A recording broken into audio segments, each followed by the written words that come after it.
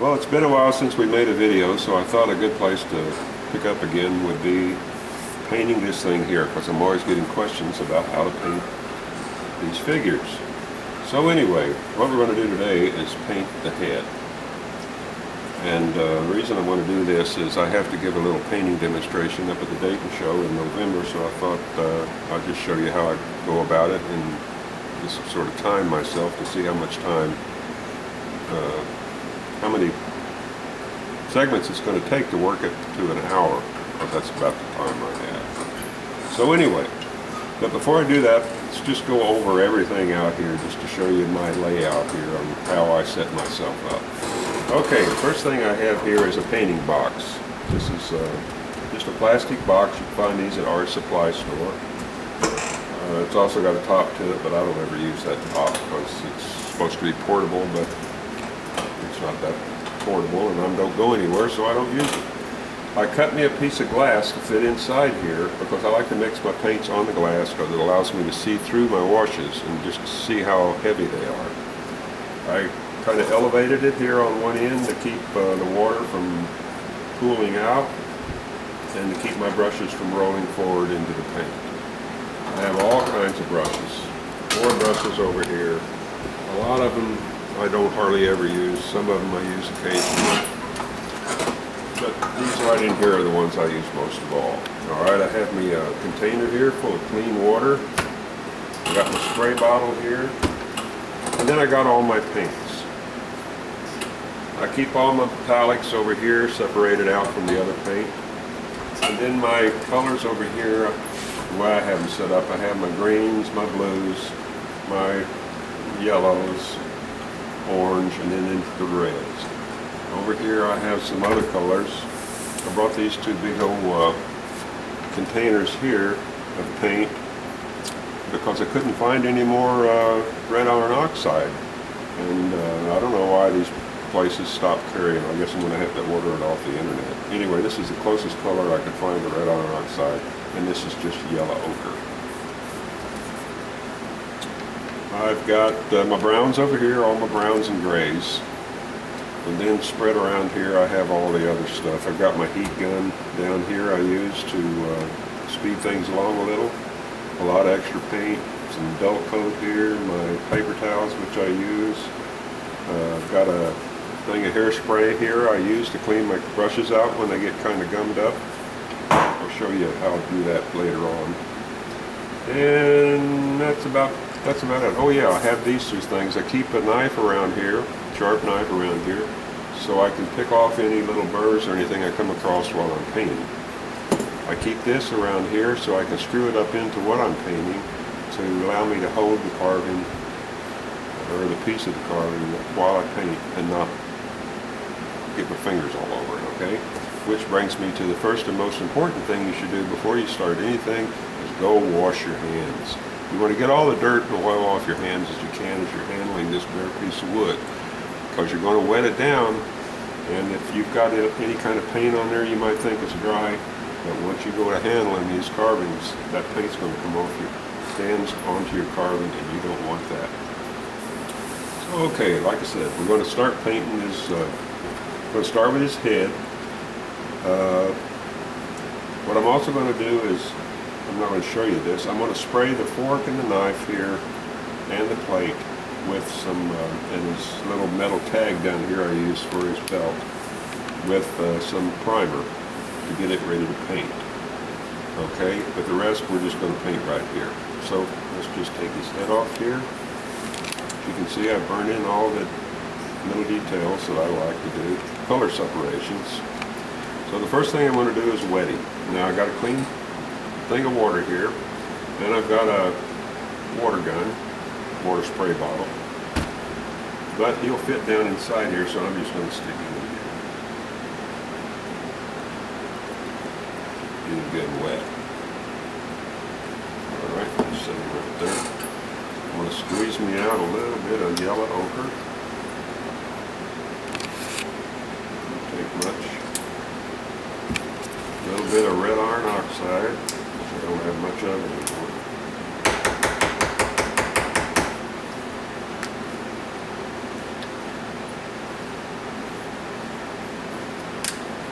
mark those two colors up.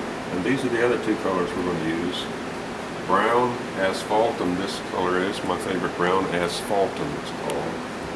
Doesn't look like asphalt, but it's great brown. And Midnight Blue, my favorite blue. So those four colors are what I'm going to use to paint this guy here. As you can see, as I wetted it, it totally changed the color of that wood. All right? So a lot of people don't take that into consideration, you know, the background that they're painting on. Well, you can see right there the difference. So I'm going to get my brush. Use this old wash brush. This thing has been around here for years and years and years, but it's probably my favorite brush. Get some water in there.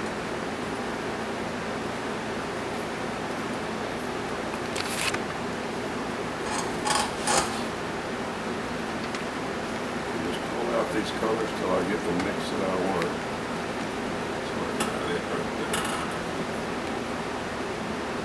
Okay, I've mixed that up. Take my brush out.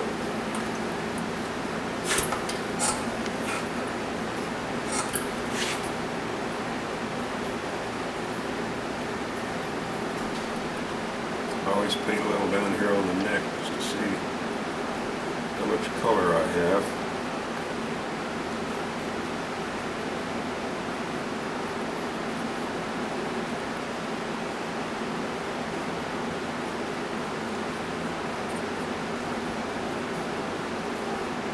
And as I'm painting this, I always start with the lightest, thinnest washes first, because it's not going to matter that much if they slop over into other areas. Like I don't care if it's on his hair or whatever, because I'm going to paint over that with a darker color. I just ran out of paint. Pour in some more here. I'll just mix it all up.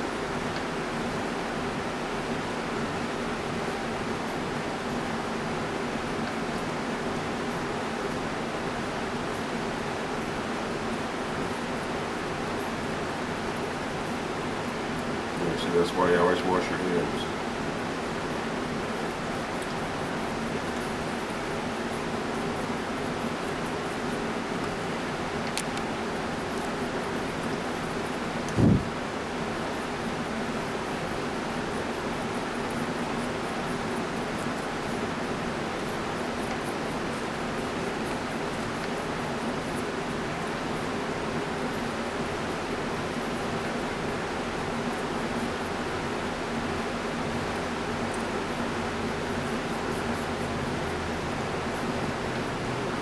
As I'm painting him, I paint up to there, and then I don't go any farther. I like to leave the top of the head a lighter color because he's always wearing a hat. You can see here he's got a hat on. So you don't get sunburned up there. Okay, so I got the basic flesh on there. I'm going to need a little more red.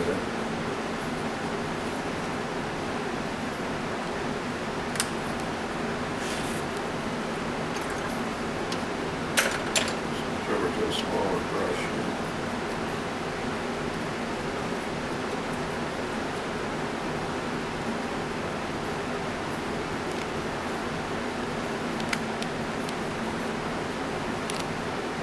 He likes his drink, so his nose will be a little redder than the rest of his face. And also, his nose projects out beyond his hat more than his face does. So that's going to catch more sun. So we want that nose to be just a little darker.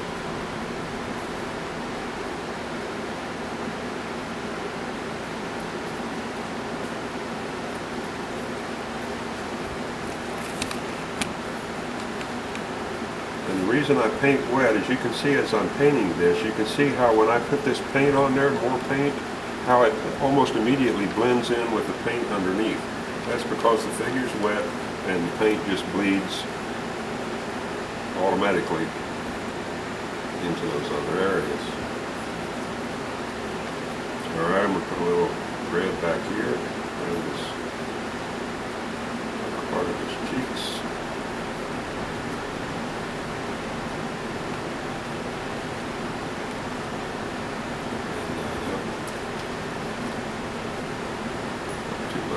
clean your brush out if you get too much, and you go back in and you can just wash it away.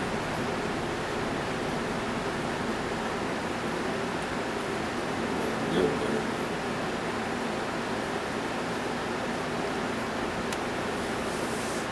Looking good. Okay. While I got it there, I'm going to put a little shadow right here. Not much, just a little bit. A little bit. Dad used to say.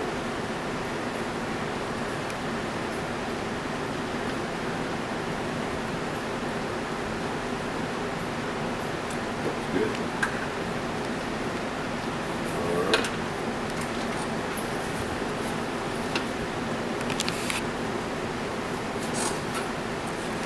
This is what's good about glass. You just get your towel and just wipe off what you don't need anymore. Alright, I'm going to get my midnight blue here, and I'm not going to use very much of this at all. Just a little bitty drop.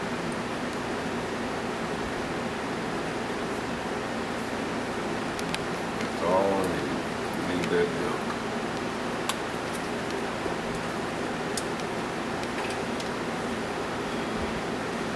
Touch that, bring it out there. Now this, like I was saying, this is why I use glass. See, you can see right through that wash. That's just how thin it is. But there is a color there, not much, but a little bit. And this is what I use to shade, to give him a little 5 o'clock shadow here.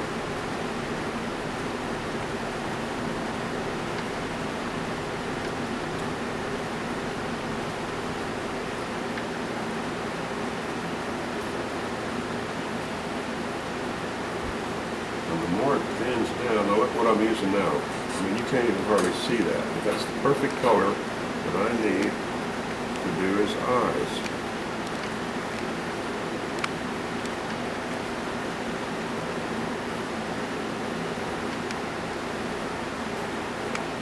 Just painting his eyelids.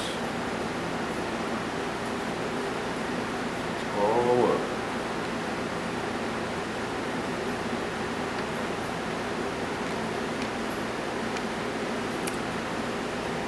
A little more, this needs a little more.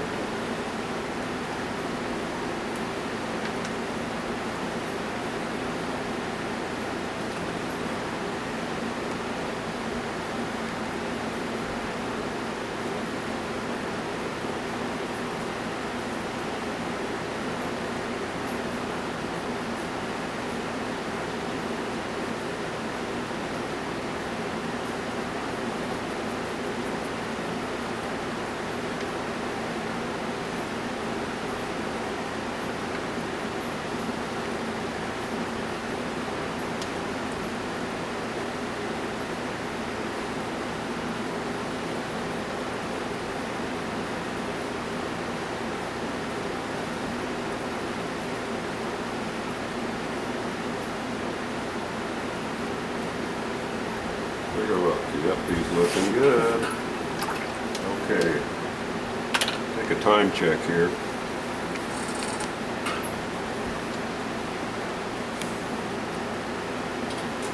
What? Judy says. Alright, I'm going to do my asphalt from here. Squeeze out a little. Somewhere there it is.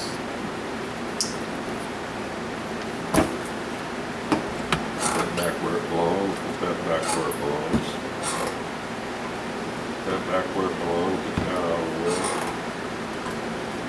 Okay, where's my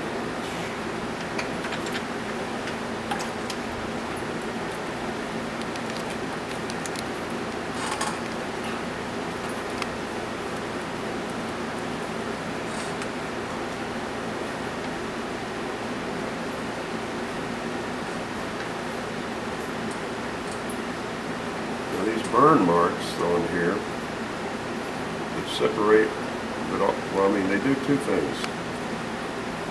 They make the little details pop off a lot better, gives them a little emphasis. But they also create a color break by sealing the wood so the paint won't pour all across it,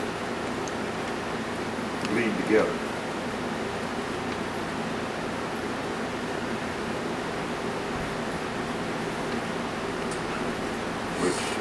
wet like I do, you definitely do not want your colors bleeding into each other. By bleeding, I'll show you what I mean here.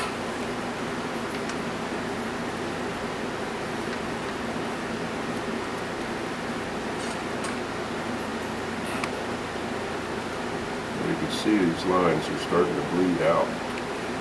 And if I happen to use a lot of water, a thinner wash, they'll bleed even more. Now this black here is bleeded out. Well, you don't want that. You definitely don't want that.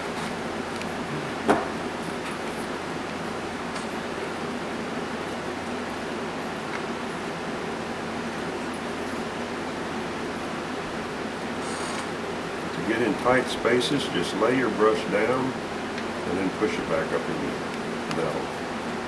Good job.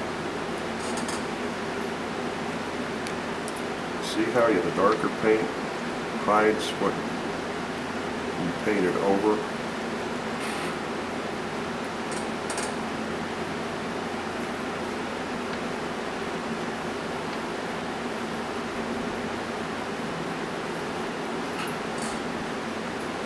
Right there. That's why I keep the knife handy. See that little tag? No, I can't find you. See that little tag right there? No, I'm not there. Sorry. It won't focus. It didn't focus.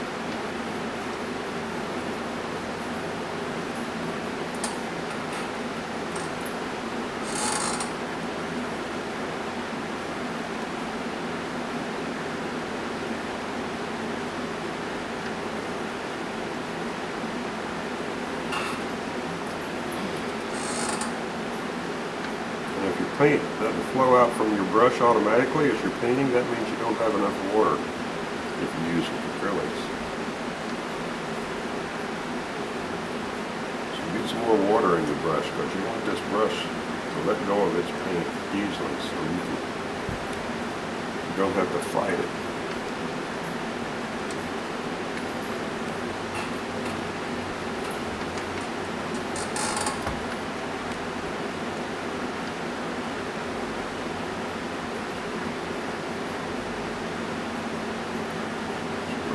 Make sure my colors are even. That's looking good.